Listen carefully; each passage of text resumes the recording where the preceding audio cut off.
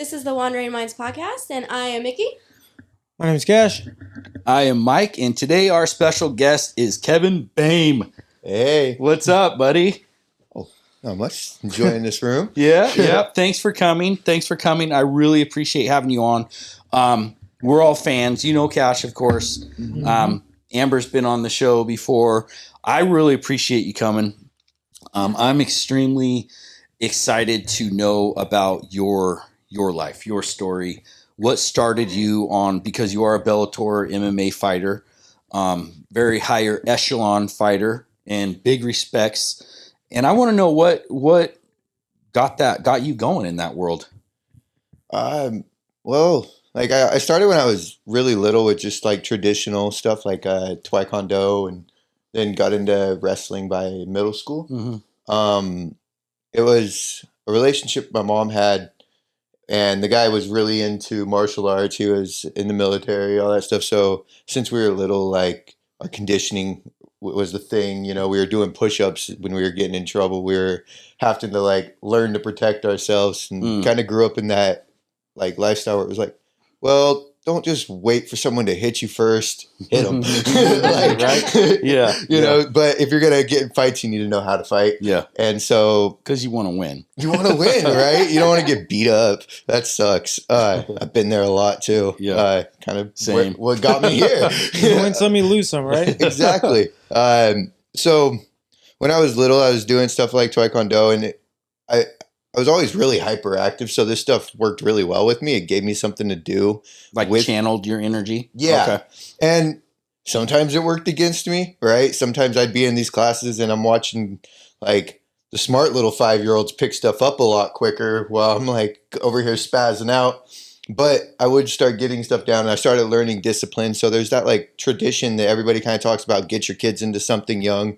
So that you could teach them discipline and how to listen to a coach and all that stuff. And so taekwondo kind of helped me with that. But then I went into wrestling, and that was a big one for me because you really push yourself. Like everybody who's been in a wrestling room knows that the wrestling room is like, you grind in there. Yeah. And you push, and I thrived off that, and I loved it. And I wish I could say like in the early ages, it kept me out of trouble.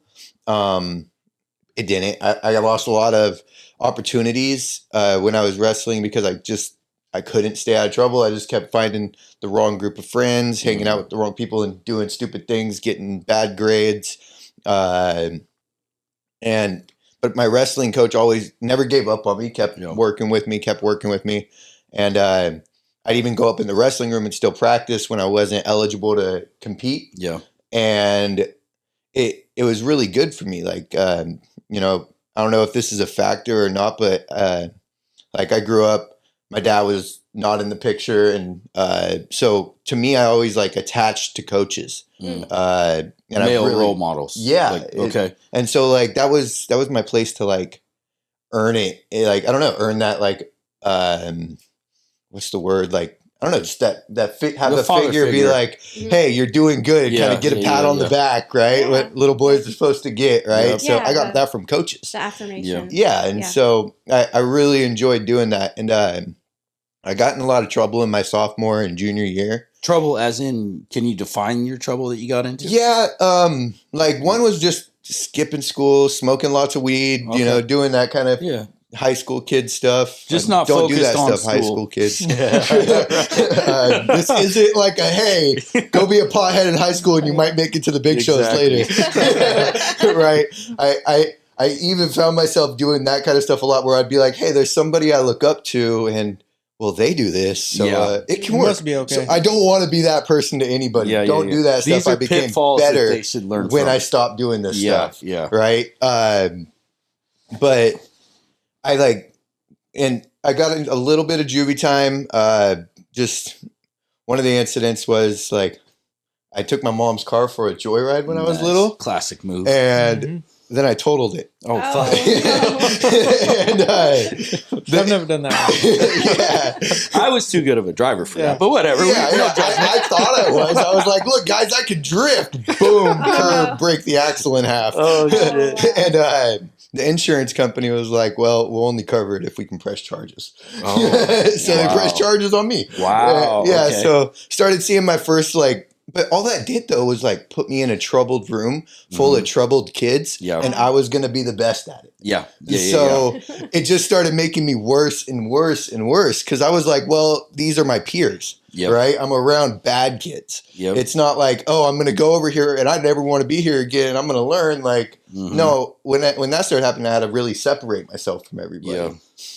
So, anyways, where I was going with that is, my senior year started coming around and I had just gotten out of trouble, just got off probation, and the troubled friends were still kind of around. And there was an argument with me and my mom, and my aunt actually offered to have me move in with her up in Newport.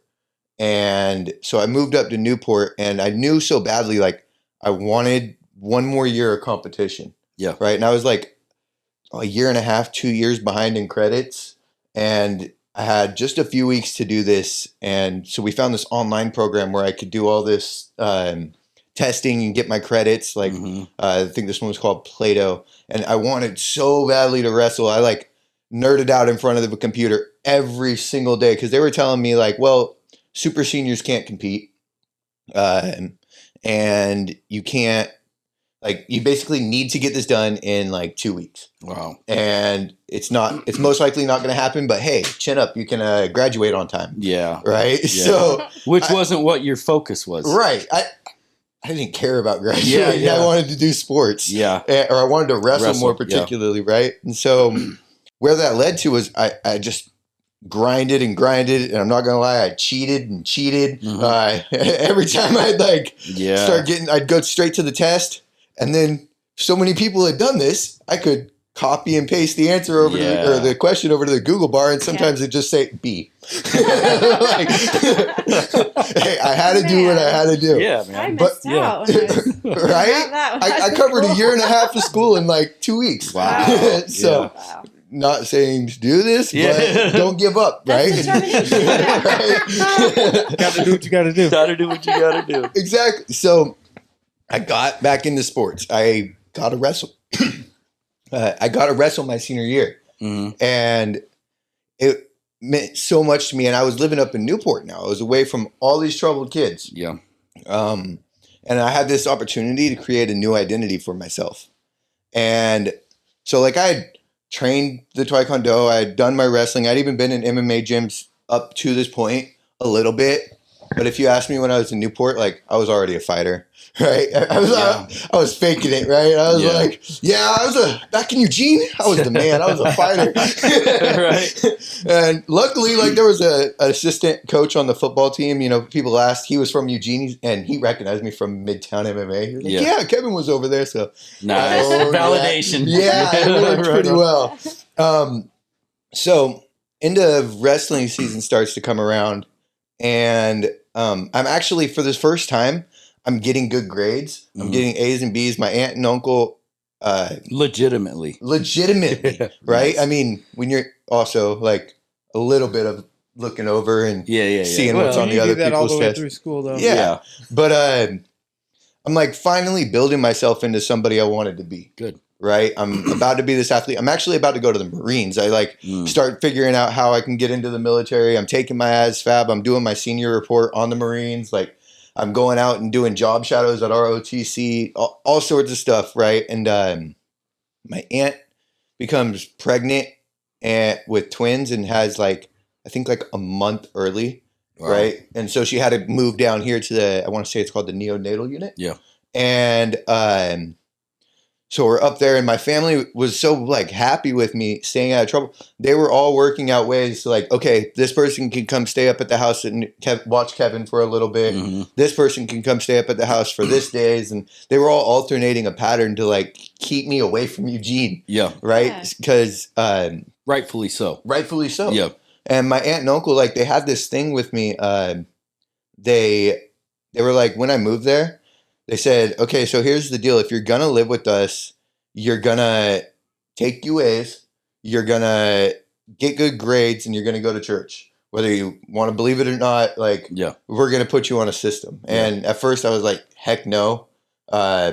So little flashback. I went out the night I got off probation, the same night of the argument with my mom or my aunt the same night my aunt offered this. It was like a little moment of God, right? I went out and I partied really hard and I did a bunch of stuff I wasn't proud of. Like, and I went home that night and I saw my little brother and it just like broke my heart. Cause my little brother at this point was like, cop cars are bad. Like, you know, this is bad. Like, I was thinking of the person I was being in front of him. Yeah. And like, there's like 12 years between me and my little brother. So like, I'm essentially showing him how to be a teenager. Right. And it was horrible. And so that's good. That's when, and so like when my aunt had originally said like, you have to take UAs, you have to get good grades. I'm like, no, like I just got on probation. No way. And so that night I like had like it was like an epiphany moment or like, and so that's when I took her up on it. Right. Okay. So fast forward back, I'm back in Newport. I've gone and I've wrestled. My family's now like guiding over me. And I think it's like the last week of wrestling, I got a ringworm and so I just go run with the cross country team and we're just jogging and I walk across the room, like the wrestling room, and Kenneth Chu drops out in front of one of the coaches. Next day I got called in and to the principal's office, and you, as an athlete in high school, you sign a no tobacco policy, right? I got a 1 week suspension on my last week of wrestling. Oh shit! And all that hard work just like felt like nothing. I had created this new identity. I was getting new grades. I wasn't like the outcast kid. I was kind of amongst the cool kids. Yeah. Right? Like these are my friends. I was playing football on varsity. I was wrestling for varsity. I was like living this dream, and then I messed it up. Right. And that simple little thing. And once they told me that I couldn't finish out wrestling, I thought for sure this time I'm going to state. I'm going to do it. I've given my whole life to focus into this right now. Like all things can go away. Like the next day I moved back to Eugene. I was like, I'm not going back to school. I can't. And so when I came back to Eugene, I felt so scared to like fall back into trouble. Yeah. Right. Everybody would be like, they'd see me around and they'd be like, hey, Kevin, are you back? Nope. I'm only visiting. Nope. I'm only visiting.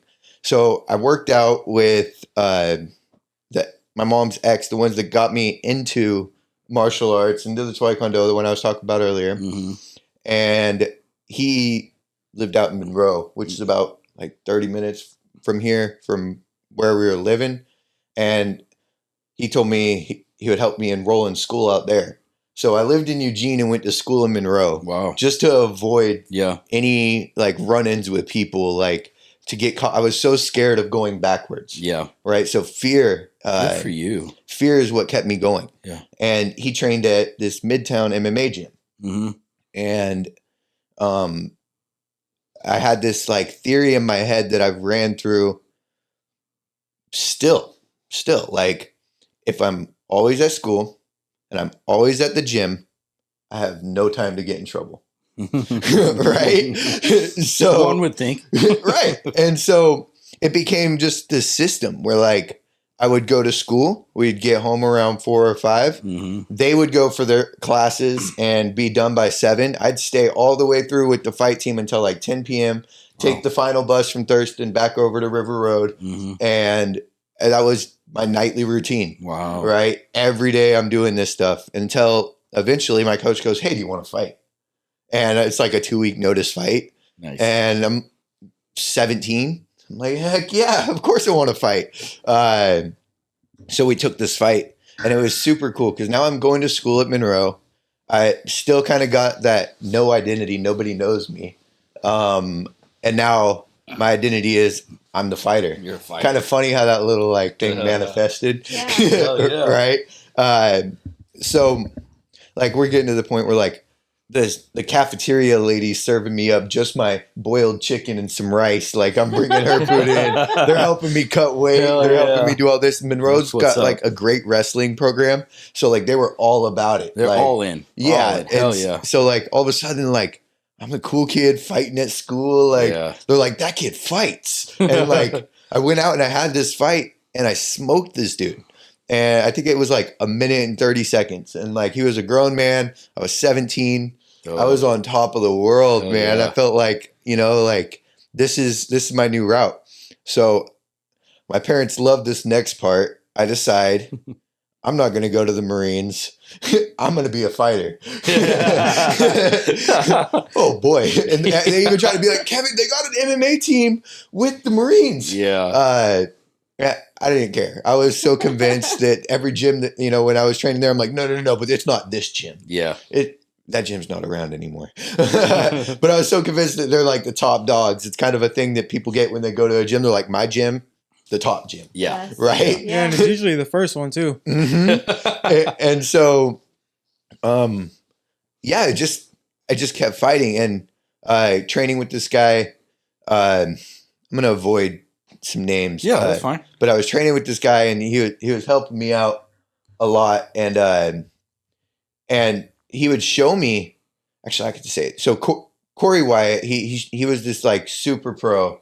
Like this guy was like in 2 years, 24-1 or something like that. Yeah. Just insane. And then like went pro and it's like 4-0 in a while. And so he would like kind of discipline me in these senses where like I would show up and maybe I'd sag my pants a little bit. I'd wear the shoes that were super loose or I'd dress a certain way. Mm-hmm. And he'd start telling me, he's like, I could tell the difference from a professional and an amateur. Mm-hmm. He goes, a professional presents himself as a professional, right? An amateur doesn't, right? An amateur just fights, right? And so I'd slowly pick up on little lessons like that. Yeah. Like, okay, hey, I gotta like pull my pants up. How I gotta you carry look yourself. Yeah, how you carry yourself. Like, and I since my first fight, like I was like, I want to be a world champion. Yep. Like you got to have these ambitions. Mm-hmm. Like, so I was taking every bit of advice I can get, right? And I'd have my like occasional like angry moments in the gym. I remember one time, this wasn't the most professional thing.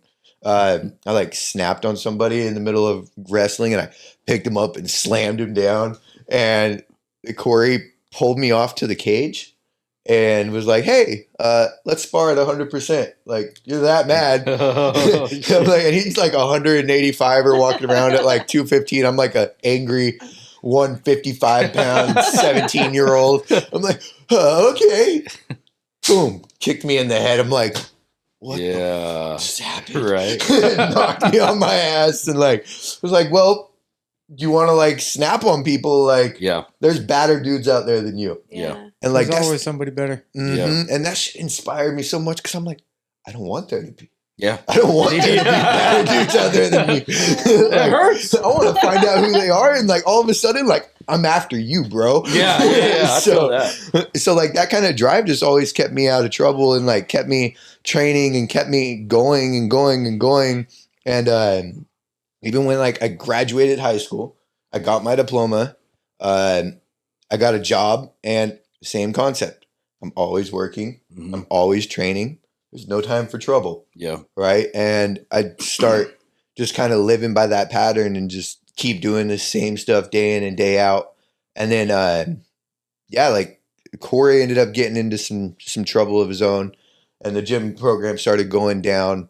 But one of the places that he would go up to is this place called Team Quest, up in Portland. They were the shiz. Yeah. Right? Yeah. Like Chael Sonnen was there. Yep. There's like over in one of their branches, there was like Matt Lindland, Dan Henderson. Yeah. Bunch of OGs. All the old school. Yeah. The real OGs. And so like at like 18, I was just like, okay, I'm gonna go up to Portland. Mm-hmm. And so like got a hold of some people and ended up finding my way up to Portland, just training up there and just kind of living that same pattern all the way through. Yeah. Just all the way until like today. That's pretty much just the way I live. It's Yeah. just like work, train, no time sleep, for trouble. Right.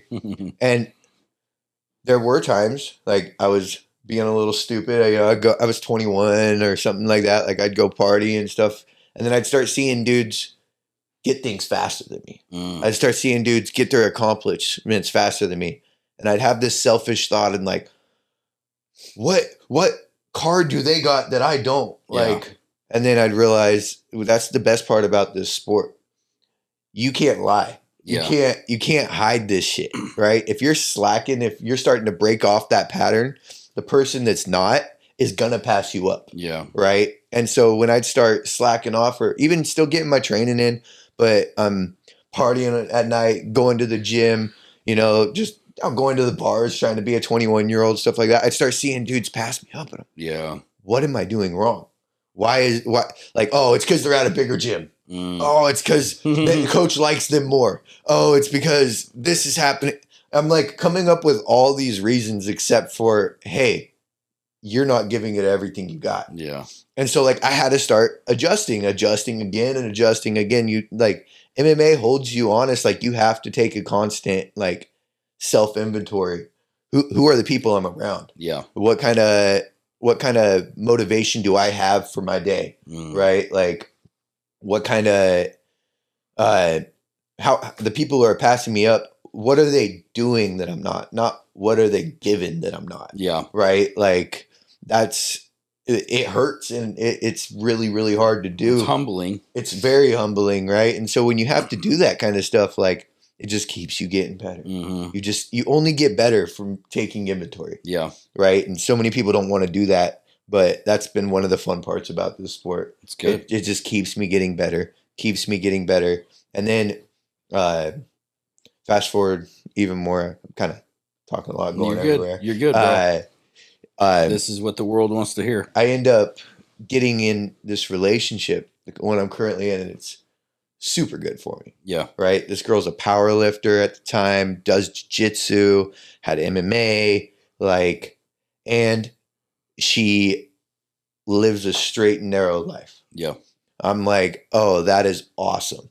Because one of the things that start happening is you start growing in MMA, you start growing in any sport, and people start thinking you get a bunch of yes men. You go out to the bars and everybody wants to buy you drinks.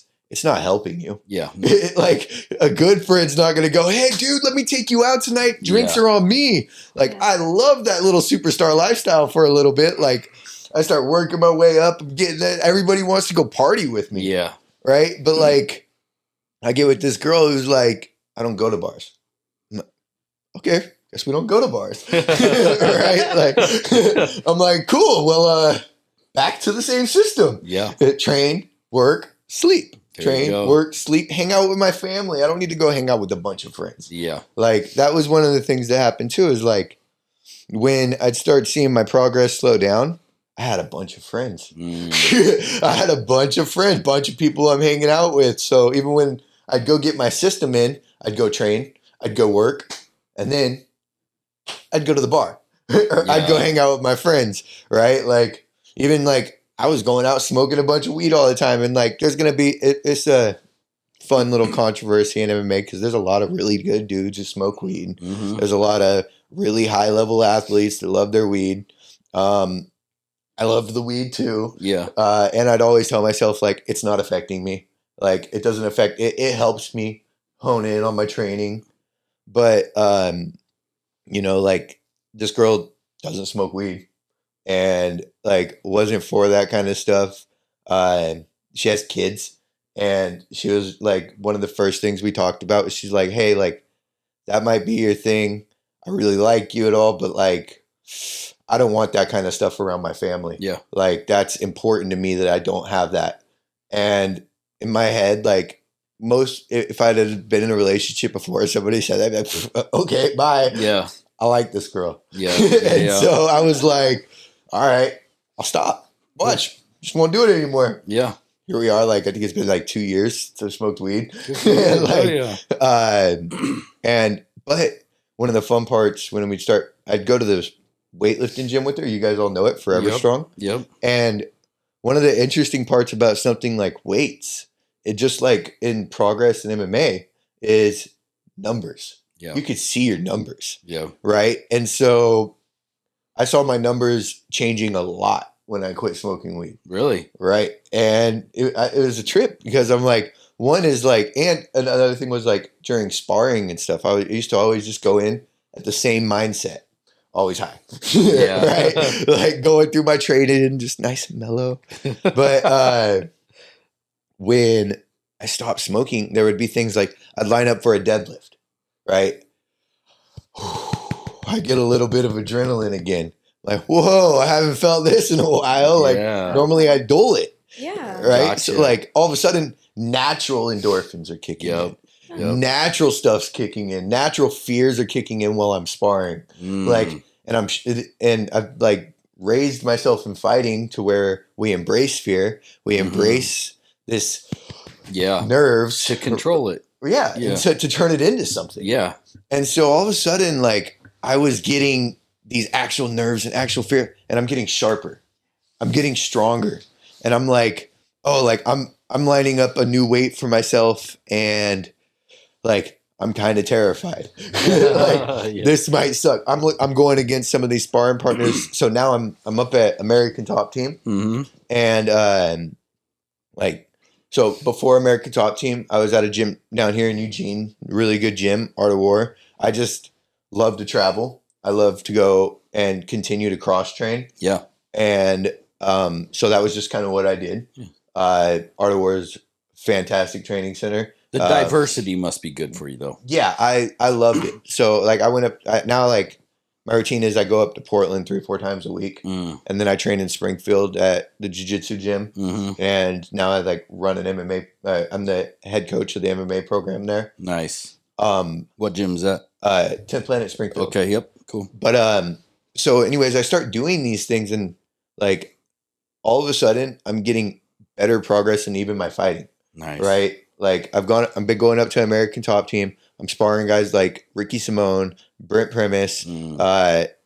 Ricky Simone just hit the top 10 in the UFC at 135. Wow. Brent Primus has been a Bellator world champ. Yep. 155. I'm a 145, so I'm sitting right between, and I'm like, okay, cool. This could be my route. Yeah.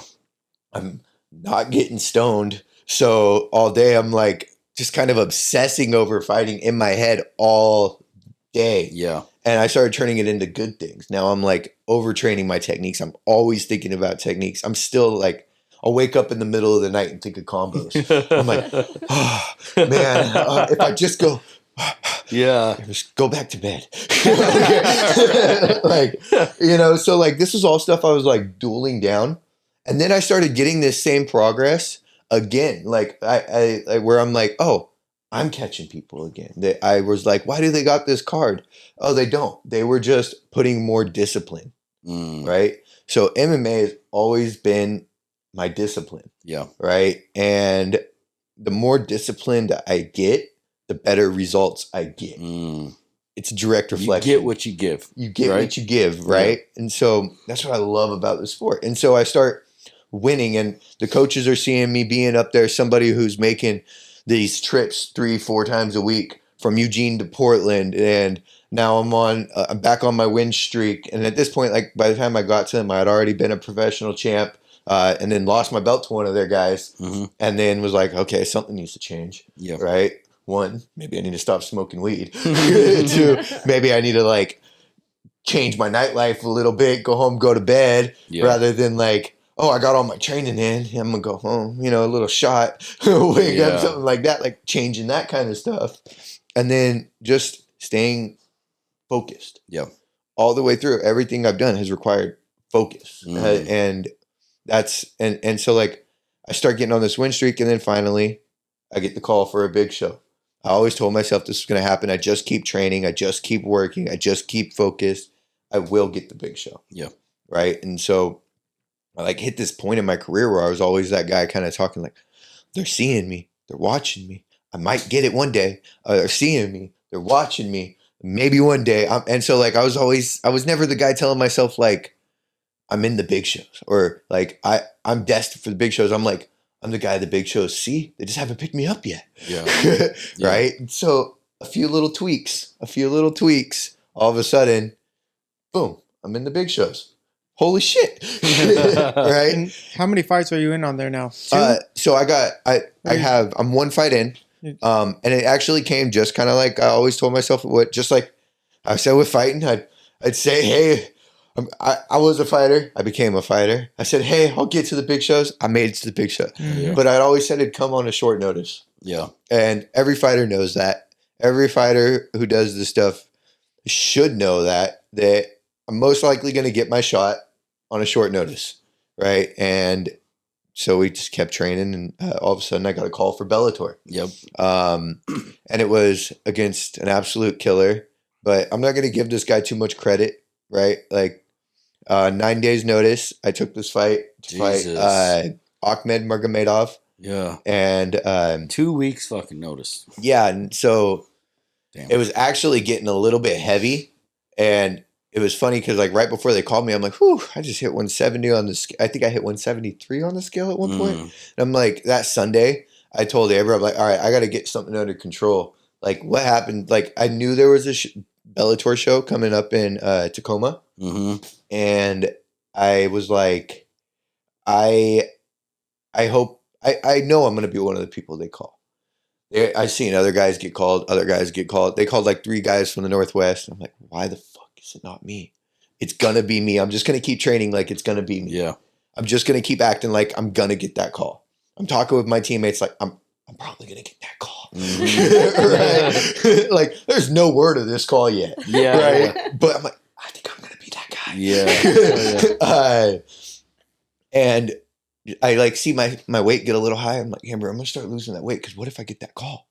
So on Sunday, I start cutting down. Yeah. On Wednesday, my manager calls me up and goes, hey, got this call for you. Boom! Yeah. Holy crap. They're like, it's this Russian guy, Ahmed Magomedov, undefeated.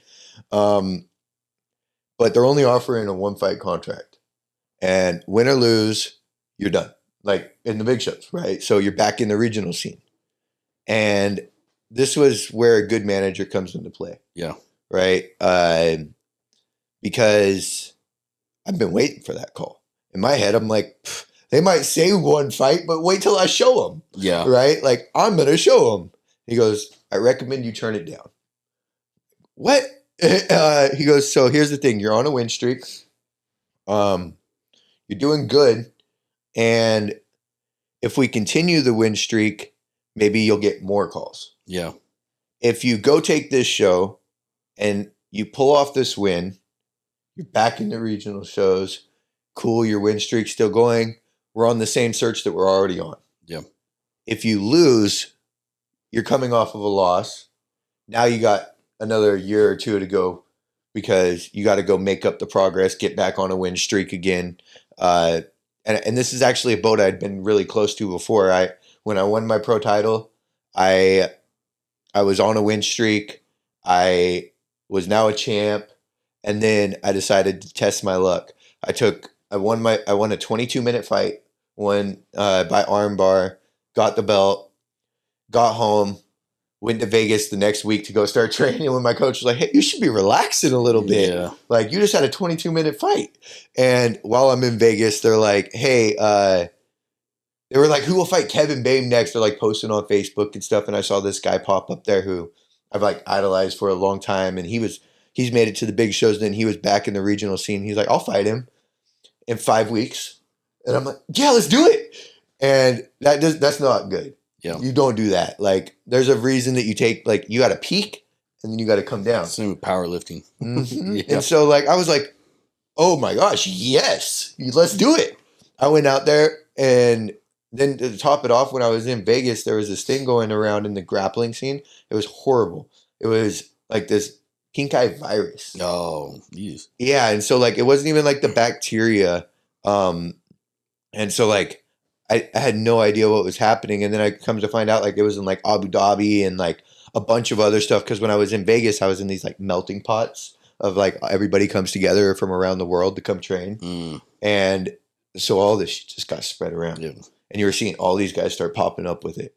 And so during that 5 weeks, I'm losing day by day. I'm like, I can't train. Or actually, I went back to the gym. I went to the doctor, and the doctor said, okay, yeah, you're good. It's pink eye is a bacteria. Take this. He didn't even necessarily call it pink eye at that time. I said specifically, can I train? And he was like, yeah. Went in. It spread around my gym. Mm-hmm. Mm. The gym shut down. Right? To try to close this down, they shut down. Yeah. I got 5 weeks to get ready for the hardest opponent ever. Like, I'm out shadow boxing in the woods, running in the woods. I get out there and my nervous system never reset. By the time I fought, I was flat. Yeah. And so there goes my win streak. There goes my belt. Here's looking forward to another 2 to 3 years. Yeah. Right. Back in the regional scene, get back on a win streak, get my progress going forward, figure out what I'm doing with my life. And so I'm back at this situation again. Right. Except for Bellator is called. I have this opportunity. I don't want to do that again. So I listened to what my manager said. I said, okay, well, if this is really what you think, we won't take it. Yeah. And so he said the only way like this would be a good offer is if they offered multiple, right? Like give you a chance, like you're going to go do one on their terms and then they're going to give you some on your terms. Yeah. Okay, cool. We'll turn it down. I went home and this thing kept happening in my head. I'm like, they're going to call me back. They're going to call me back. Gosh dang it. I can't, I'm still looking this guy up. I'm like, I could do this. I could do it. I'm so mad. The first time I ever get a call from the big shows. Yeah. Right. All my life is worked towards this. And I say no. Right. Sure as hell. My manager calls me back. And it was the funniest thing. He goes, you like apples? I'm like, yeah. He goes, well, how do you like them apples? Classic. Right. And he's like, we got you a 3-fight deal with Bellator. Hell yeah. And so now my weight's at like 65. It's Wednesday. And I got a week and a half to get down to 45. Wow. Oh my God. It hurt so Yeah. bad. And then to top it off, they send you out the week in advance. Mm. So normally there's a whole system I run. Yeah. Right? I'm like very ritual before my fights. Yeah. My weight cuts are ritual. I go to the same places. I cut weight the same way. And I'm like, all of a sudden, in a fucking casino hotel, having to figure out how to cut weight. Luckily, like I got a little portable sauna. Yeah. It wasn't working. Like I ended up going out and I thought I was on track. And one of the other things that's different about big shows, or at least Bellator, was we weighed in at 9 a.m. as opposed to 7 p.m. And so like I get to my certain cut and I usually leave X amount of weight for the last day. I'm talking to some teammates. I'm like, I think I should just keep cutting. They're like, you'll be good. I wake up and I go to start sweating again and nothing's coming out. I go run a mile in a sweatsuit. Nothing's coming out. I go sit in the sauna for 30 minutes. Nothing's coming out. I'm like dry heaving. I don't even got anything to puke. Yeah. And I'm like on the floor, dying, being carried in, and I missed weight by 0.6. It sucked. All that cut to go miss weight by 0.6. Yeah. Oh, And so like it wasn't off to the best showing. It wasn't, right? But then luckily, like I think they were pretty nice about it. Like they still took the fight. Obviously, like they were trying to call a lot of people to fight this guy. Not a lot of people were going to go fight a Magomedov from on a short notice like that. And so like, I guess like I did it at least, right? I showed them that I'll show up. Yeah. And give me even most of the time now, like I manage my weight differently because I'm on contract with them. Yep. I won't see 170 on a scale again. Yeah. Right. And so I just keep light. But then we go out and I go to go to do the fight day. And it's the weirdest thing, man. Like you do all this, like you traveling around. We'd move from one building to the next. And I don't know if it was because this venue was too small for this kind of a show. It was the first time they had done this there. And you like warm up in one room, get wrapped up in one room. They send you over to another room. You kind of warm up there too. And then they send you out to fight and everything is like, go, go, go, go. And so like, it was all just this big new experience to me. Like I've not tried to make like excuses. I've just been trying to figure out what went different in that fight. Yeah. Right. Like it instead of like figuring out excuses, figuring out reasons. Yep. Right. Well, because you gotta figure out what to do next time. Mm-hmm. Right. With different preparation. Yeah. Like, and I go out there, and so like right before my fight, I'm in this back room on the TVs playing the fights, and my 2 coaches are out there with my teammate. Yeah. And my teammates get knocked out on TV. And I'm like back there just like, get myself a little warm. What do I do? What do I do right now? Yeah. And then there's like cameras in my face. I'm like, should I shadow box? What do I do? So they don't tell you to shadow box or anything. They just okay. Nope. They're like, like I always thought it was them, kind of prompting. prompting at certain aspects. Or I don't know. certain Maybe times. everybody just does what I do. They're like, I've seen this on TV. Yeah. They start shadow boxing.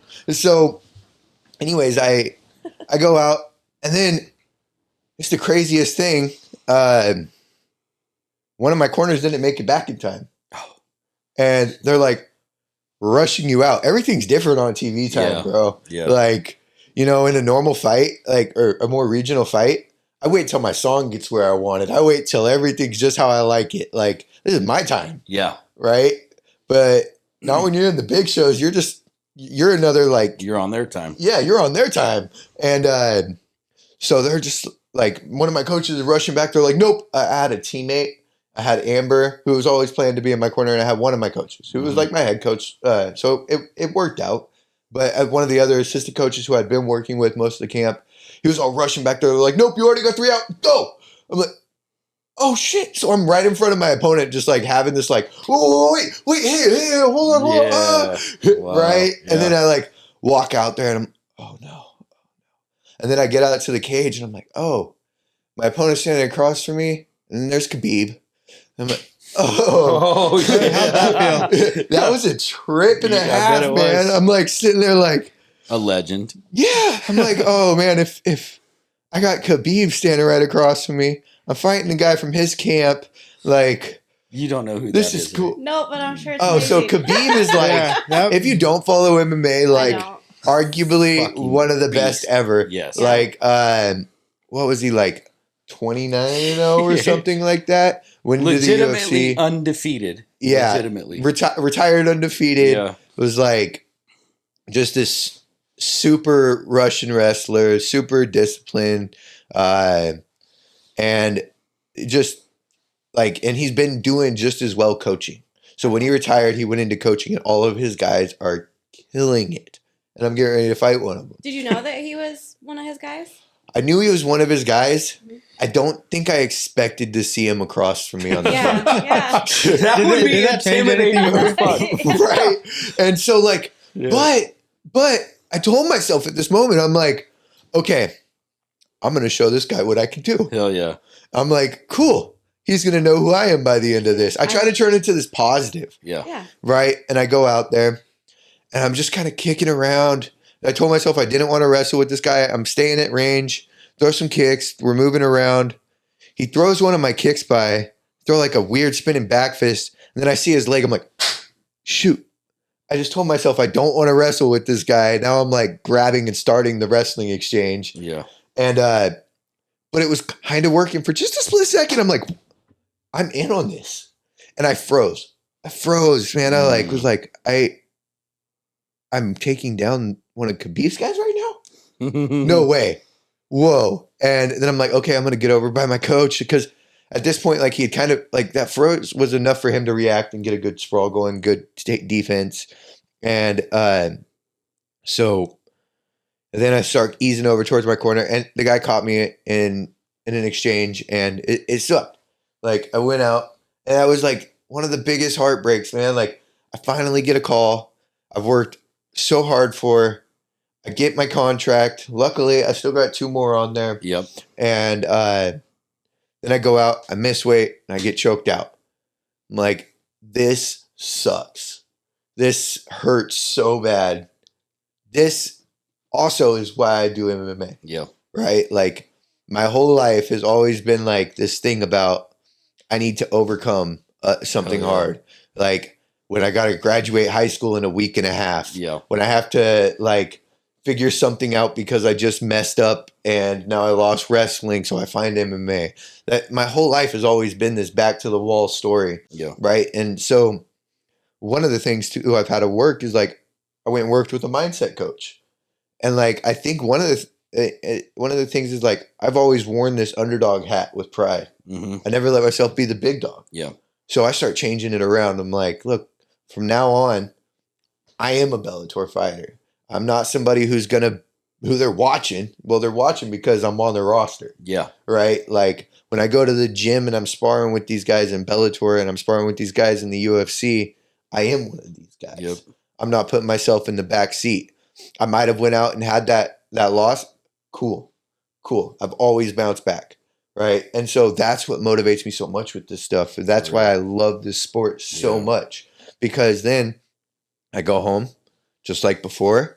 I start tweaking things a little bit. I quit my job, right? It's risky as hell. Mm-hmm. I didn't make a shit ton. I didn't make a year's salary. Like I could potentially go out and make that if I go out and win my next few bouts.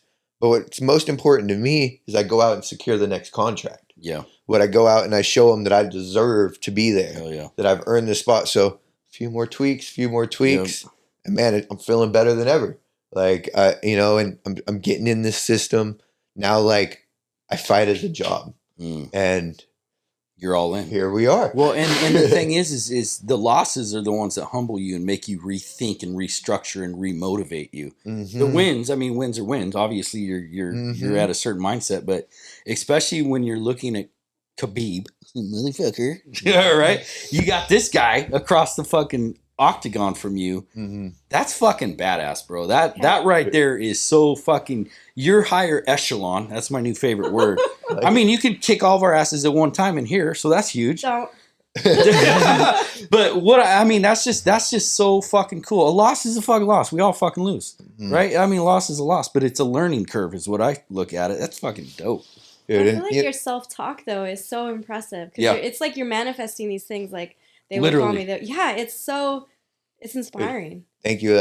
Self-talk has always been something that like either helps me the most or destroys me the most. Oh yeah. Right. And so like learning to use it as the biggest tool is what's gotten me the most amount of success. And like you have in this sport, like that's the thing is like there's only you out there. Yeah. You have this team who's going to show up and practice with you. Mm-hmm. You have this team that you can rely on to be there.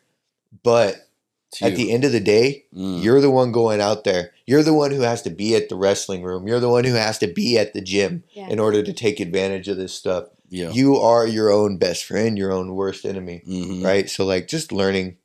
And like I've always been a believer of the law of attraction. Everybody asks me why I got this 777 on the back of my ear. One is probably wouldn't do that now. You know, I thought I was cool. Of course. But it did have a meaning. It wasn't for nothing, right? Like it was always about like no matter how it seems, you're in the right place on the right track. Yeah. Right. That's what it meant for me is I'm coming into peace with everything that's ahead of me. And now like I've decided I'm going to switch this cap from the underdog to like, I'm going to have the coolest comeback story. Mm-hmm. Right. Like, I can't wait to go show these people how I bounce back. Cool. I want them to be like, oh, that guy that got choked out real quick, right? Yeah. Oh, yeah, he's on the card again. I want to blow their damn minds. Yeah. I want them to be like, where the hell did he come from? Right? I want Bellator to be over there starting to write my next contract by the time I come out. Mm-hmm. I don't want to just be that guy who's like, I hope Bellator finds me. I want Bellator to go, oh, he's a problem. I'm going to do everything I need to do that. Like, and I'm willing to bet on myself. And now there's a lot more on the line. I got a fiance, I got a house, I got a wedding I got to pay for. Mm-hmm. I got 2 kids at home, you know, like who look up to me and like go tell their friends like, oh, you know, he's a Bellator fighter. My soon-to-be stepdad's a Bellator fighter. It feels so weird to say, awesome. But it's cool. Yeah, like learning to just stay in this confidence is what's going to help me. Right, is what's going to get me farther, and I know it. I know it 100%. Just like I said, Bellator is going to find me. Yep. Just like I said, this is going to happen. Like they're going to call me on this Tacoma show. I'm going to go out. I'm going to win. Mm-hmm. I'm going to go get my next contract and I'm going to do it. Right. Like, yeah. You just have to have that self-talk, whether it's in fighting or anything that we're doing. Right. Like you're out here, you run your businesses. Yeah. You do this podcast. You guys are all doing something, right? At some point, we all come to this point where we have to be like, you have to be the first believer in yourself. Yeah. Before anybody else believes in you, 100%. You have to believe in yourself. Right. Yeah. And so it's really easy when things come up to be like your own worst enemy. Yeah. And like, not realize that the person ahead of you and where you're trying to go is also going through those same things. That was another thing I had to learn was like, I'd be like, well, man, these guys who I look up to, they're not going through this like this. They're not broke at this point. They're not struggling. Yeah, they are. Yeah. Yeah, they are. Yeah. Like everybody goes through these struggles. It's who carries it the best, right? Yeah. Like, I don't know. Like just like this podcast, it's gonna grow. Like, absolutely. I've never had a doubt. Yeah. And I'm on the exact same mindset as you. Exactly. Mm-hmm. That's how you achieve. You just do. See it, believe it, achieve it. Yeah. Right. Mind on the goal, right? Mind on the prize. Mm-hmm. So like, you know, when I think of this fight and stuff, like it's cool and it's helped me, but it's also been like the way I live my life. Like that's my whole life has always been a fight. Yeah. Like I love to fight, whether it be the problems or the people, right? Like, yeah. I like it when it gets gritty. So, you know, just learning, learning and growing and learning and growing. And, you know, coming into this stuff as a fighter, like it's pretty awesome. I get to do fun stuff. So like, even I don't know, I say this, like I used to say this, I'll be like, even if I never get these giant goals, look at everything fighting's done for me now. More lately, I've been like, F that. I'm getting my damn goals, and look what fighting's done for me. Right. I love this shit. It's just a different mindset. It's the same thing, though.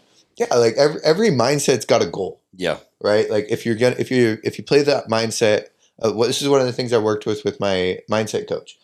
I've always liked that role of the underdog. I've always liked that role of my back's in the corner. Mm-hmm. But the goal's always been to overcome. Yeah.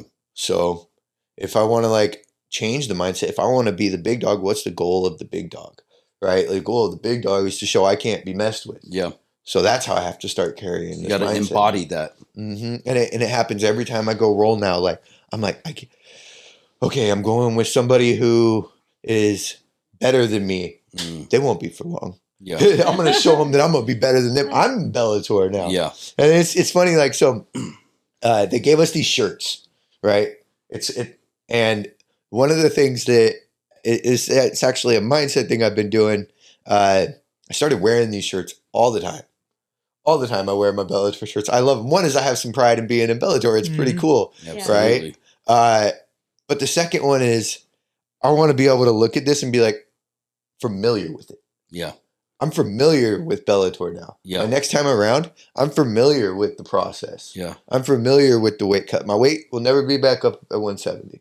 My weight's going to stay low right now. Like I'm like low 160s. Mm-hmm. I'm always ready for another, hey, you're going to fight. If I'm fighting an injury, I'm like, oh shit, they're probably going to call me in 2 weeks. Like, yeah, don't say that. They're going to call me around December. Right. No, I'd be ready for whatever, you know, yeah, like, of course. But, like that's my goal. Yeah. Is I would like to get on this December card that they got. I'm trying to get myself all ready, trying to make sure everything's there, trying to stay financially afloat. Yep. And be able to train. Right. But so are you looking for sponsors or is that always? Okay. So like one of the things I do sponsors for fights. Mm-hmm. I get a fight booked. I start getting a hold of people. Yeah. I say, hey, you want to get on the shorts?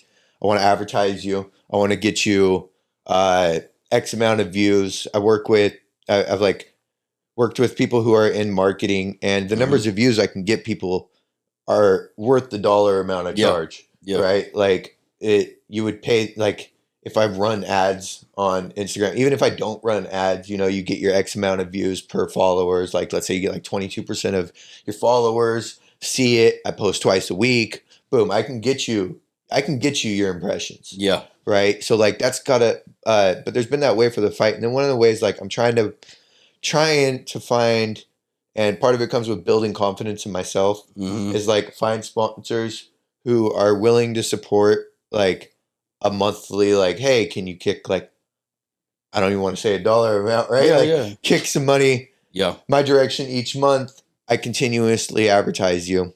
One of the things I've learned is in Bellator, they're really strict on sponsors. Okay. So like I can have sponsors throughout, but there might be some sponsors I can't put on the shorts. There might be some sponsors I can't take out on the TV screen, right?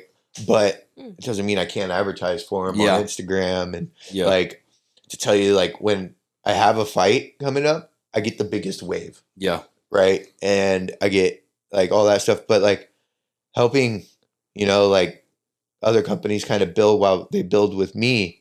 That's that like month to month progress. Yeah. That helps me when I need to pay the bills. Yeah, right? Of course. And then the other way I get it is like private lessons. Gotcha. I teach private lessons, and then, like I said, I coach. So we're getting by, and it's only going to get better. Yeah, absolutely. You know, we're just in ground zero on the big shows, but we're building up. Oh, yeah. But, yeah. Cool. So that's my word blurt. that was awesome. Yeah, no, it truly was an awesome story. Yeah. Did you have some questions? I mean, most of them you answered. He's got a notepad even. Yeah. That makes you a good conversationalist, a good storyteller. Do you have any desire to go to UFC? Or, I mean, because in MMA, that is the ultimate big show, right? Mm-hmm. But a lot of people are coming from UFC to go to Bellator. Right. And so, like, that's actually one of the things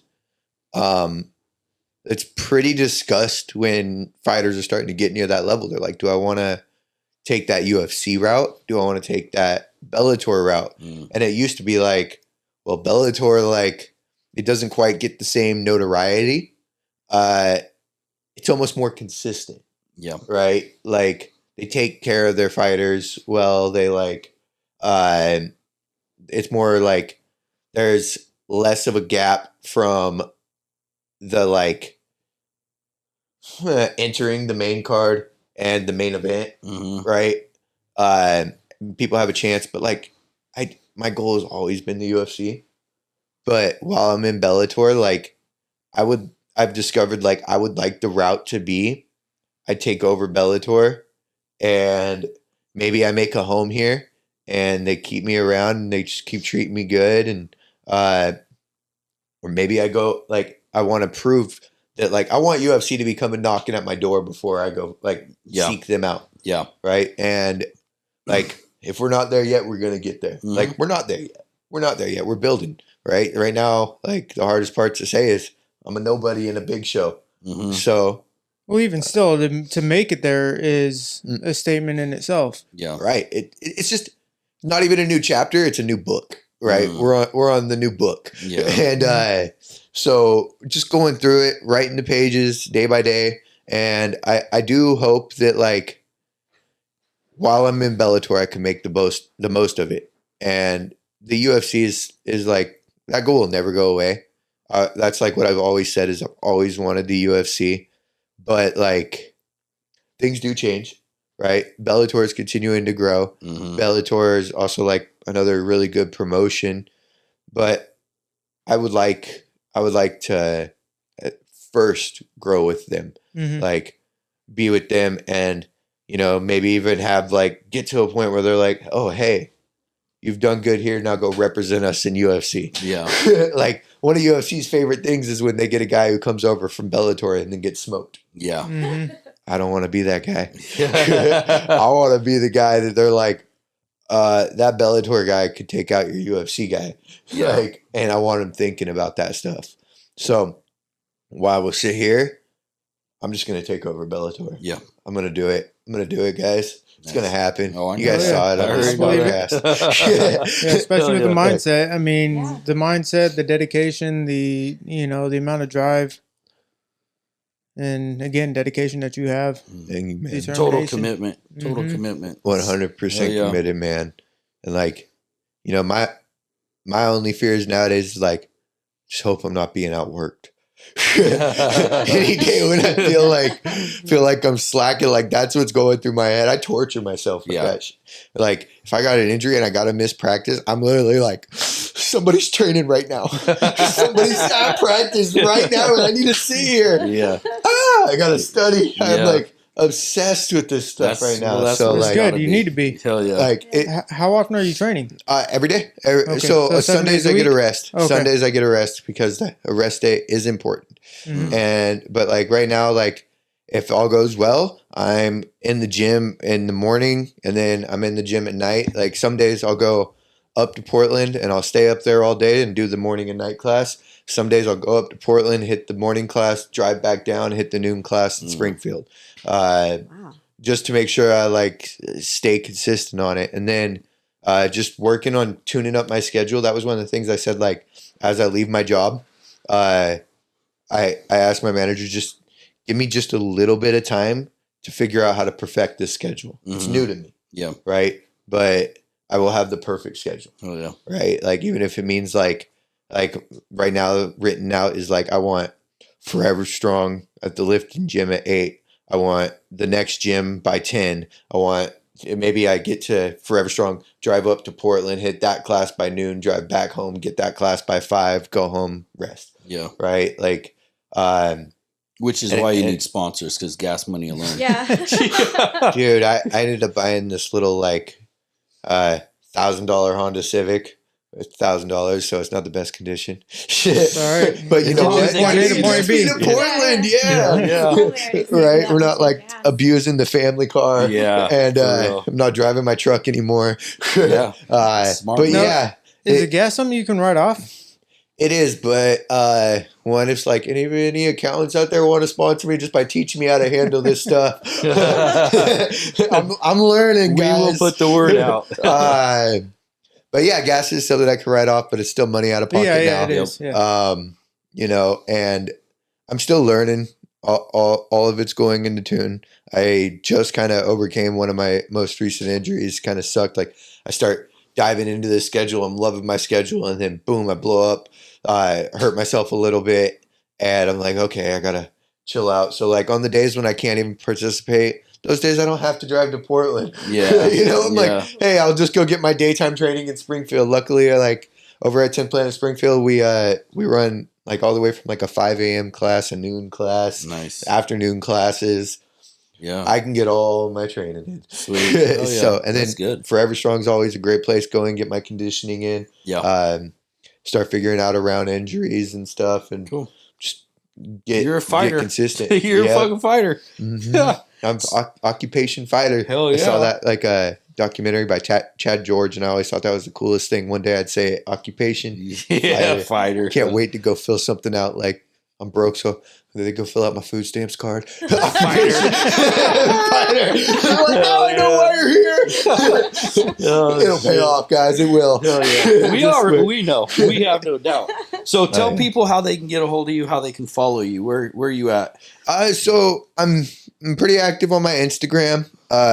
Kevin Boehm MMA. I didn't think it out the most when I made it, so it's Kevin Boehm MMA.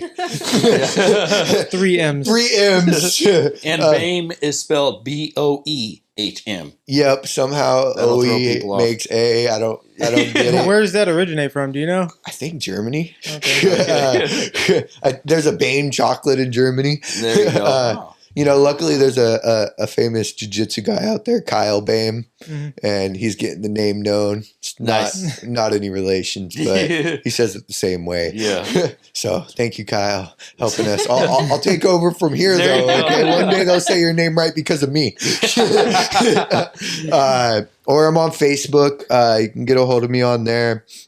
Not really like doing the whole friend request thing. I just kind of let those all pile up, but message me. I check all the things on there. Instagram is the best way. Yeah. And especially for sponsorships, you know, that's a good thing to let people know that to be able to sponsor you, to get a hold of you. And you know, like if you're anybody who's interested in sponsoring, like what that could be is like, I push hard in it. Like when it comes into sponsoring and just like you guys worked with Amber and you see like we're not lazy with it.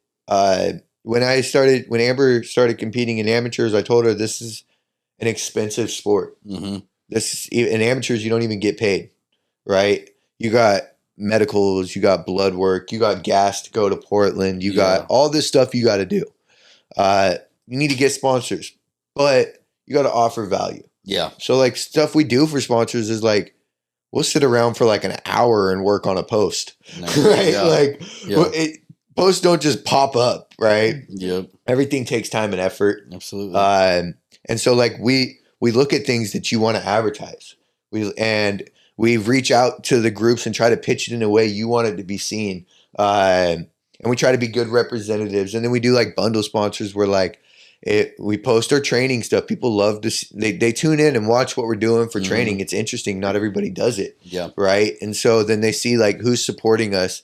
And so that's the way that we can we can contribute back to you guys is like post on social media, post like now I have this stage. I have Bellator.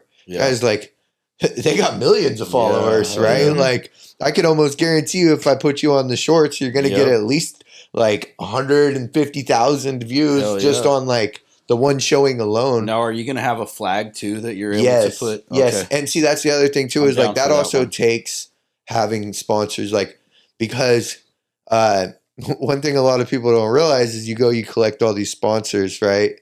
And part of what the sponsor money goes towards is your training.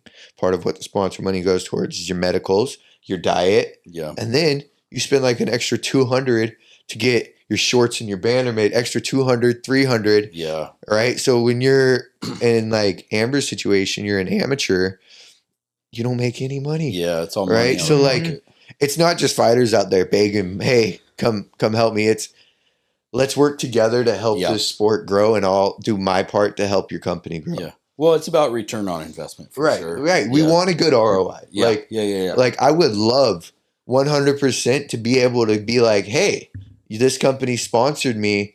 And when I go talk to the next company, I'll be like, hey, here's a referral list. Yeah. Here's a call them, ask them how it went. Yeah. Right. Like maybe, like there's some places that didn't get as much as others. Like I'm still going to push them. Hell yeah. You're going to know who they are. I want that on your banner. All right, let's get it, bro. Let's get it. And so there's a few, like I said earlier, there's a few ways to like help out. Like there's like for a lesser price, and it kind of equals out like helping in a little monthly pitch. That's something I can count on. Yeah. Right. That helps so much. And that's something I could even write into like, hey, my monthly income is this. Yeah. And then there's like a bigger one, like, hey, if you're just going to jump on me with the fight camp, like, I appreciate you so much. But the price is different. Yeah. Oh yeah. That makes sense. Like, so do you guys do like receipts so we can prove our write-offs or prove the advert? Because from my perspective, it's advertising. Yeah. It would be considered a write-off. So yeah. And so there's definitely ways to go about that. And I'm learning all the ways. Yeah. That's why he needs a CPA. That's why I need a CPA. Actually, she has a little background in that. So I mean, she can give you some pointers, I think. No, and like that's another part of like being a fighter, being an athlete, being an independent contractor. Yeah. Right? This is all stuff that people don't realize goes into fighting. You have to learn this stuff. Yeah. Right? You have to learn this stuff. Business. Right. And one of the biggest mistakes you see people make is they put it all on somebody else. Yeah. Right. Like without taking any education of it. You want to know that the manager you got is doing you good. Right. You don't want to feel ripped off. Or like, like I had a case where my manager was just running all of the normal bills. I just made more money than I've ever made fighting. And my bill to my manager was also more money than I've ever made fighting. Convenient. But I was like, whoo! At first, I'm not gonna lie, I was like, this dude what is going on? I feel so ripped off. Right? Yeah. What? Yeah. And then I looked at it and I'm like, oh no, like as you do bigger business expenses arrive. Oh yeah. Right. So like I just looked at it and I'm like, it's nothing different. Yeah. It's nothing different besides I'm paying to play a bigger game. Yeah. It's relative. It's relative. Yeah. And so like, learn this stuff too, so you don't go burn bridges by thinking people are ripping you off. Yeah. You don't want to feel like you're being taken advantage of because you aren't educated, right? Well, see, that was my first initial thought. You said he took out more money, so that's why I said convenient. Right. You know, that was my first. Yeah, right off the top. So you have any closing thoughts for us? Any inspirational quotes? Any things that you would... Visualize, execute, achieve, and inspire. That's going on beautiful. All the shirts right there, right? Oh, yeah. See it. The same thing as to see it, believe it, achieve it. But I like that one. Yeah. See. You know, some of this, like, if I can get anybody to watch my journey, and I can get anybody to take anything out of this story that I just told, I'm not telling everybody to go be a fighter. If anything, don't. This isn't a fun career. Yeah, it's a fun career, but you have to love it from the very beginning. I think we're a little late life. Right. hey, I can tell you this is for anybody, but that'd be a lie. Right. But, you know, it's just like, I want to teach people to like have a goal and have such a stupid belief in it that it works. Yeah. Right. Like, I want you to like have something that you're chasing, and no matter how far your back is against the wall, no matter what's going on, like you have this outlet, right? Like we all have something that is an outlet for us.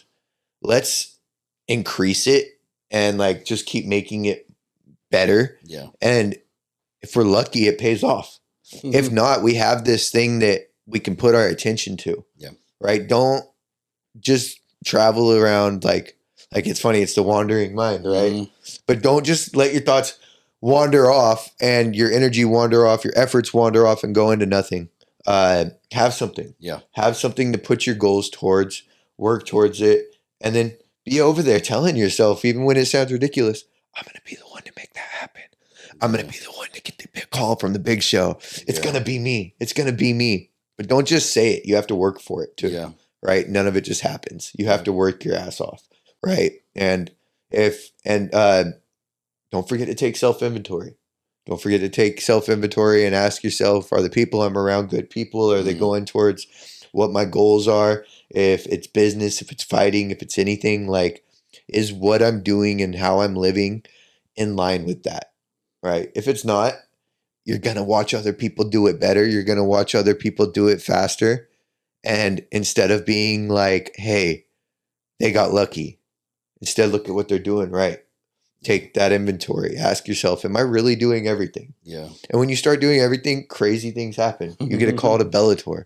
You get a call to like, you know, you start winning again. You start seeing progress, and it's not luck. Yeah. It's not luck. It's belief and it's effort. Execution. So yeah. And like I said, on the shirts, as they come out, you guys will see eventually. I'll make them. I'm working on it.